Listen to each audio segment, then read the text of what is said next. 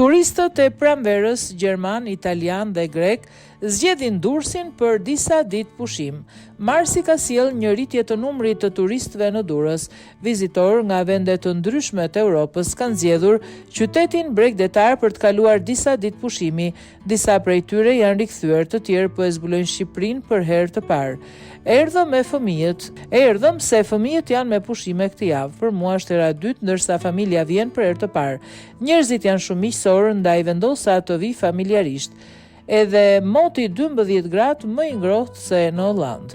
Jemi nga Gjermania, Stuttgarti, është ditëlindja e burrit tim dhe erdhëm këtu. Kemi mësuar shumë nga shqiptarët, na pëlqejnë ata, panorama, qyteti, ishim në Tiranë dhe erdhëm me autobus, përvojë interesante. Është hera jonë e parë, por jo e fundit këtu. Këta të rinj italian të kënaqur nga kjo përvojë e parë thanë se po planifikojnë edhe pushimet e verës në vendin tonë. Jemi me pushime dhe po kalojmë disa ditë këtu. Na pëlqen shumë Shqipëria, peizazhi, ushqimi, gjithçka.